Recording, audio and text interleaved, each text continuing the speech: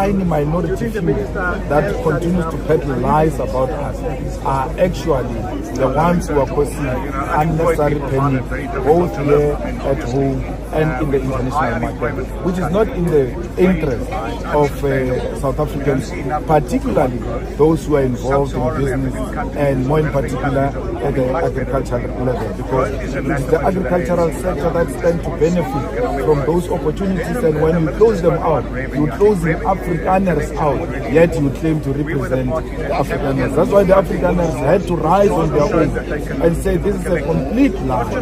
There's a bit of crime in South Africa, we assist with that matter, but to say there is a genocide is a completely misplaced. Donald Trump doesn't know politics and doesn't know the world itself, and he survives through those who are hero worshipping him.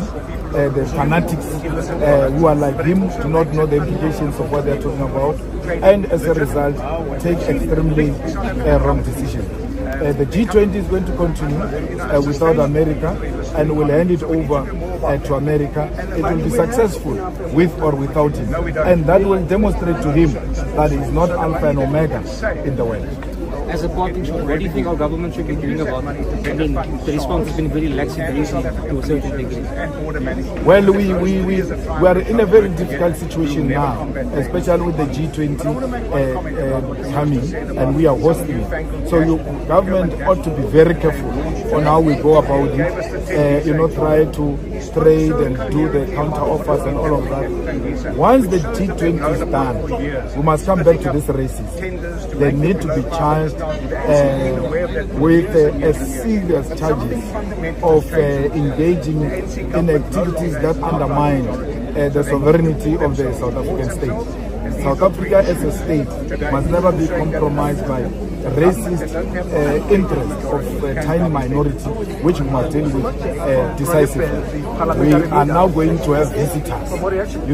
Even when we are fighting at home, when there are visitors, we behave differently. But we have seen the AfriForum and them are not wanting to behave differently, in acknowledgement that there are visitors coming, and we must not show our dirty linen to our visitors. But once the visitors are gone, we must go back and deal with these racists and put them at their own place. These are terrorists, and they need to be dealt with as such. They are terrorists. They want to harm this country. They want to destabilize the economy of this country, and we need to decisively deal with them as a state. Thank you. I don't think there's anything else. Okay. Julius Malema is a type that loves equity, transparency, and honesty, and he always speaks the truth. Yes, but once there is no truth, no equity, no justice, that government will have the citizens behind. That is why Julius Malema always stand for truth, justice, and fairness. So, what do you have to say concerning this video? You can drop your own opinion in the comment section. Let's know what you think.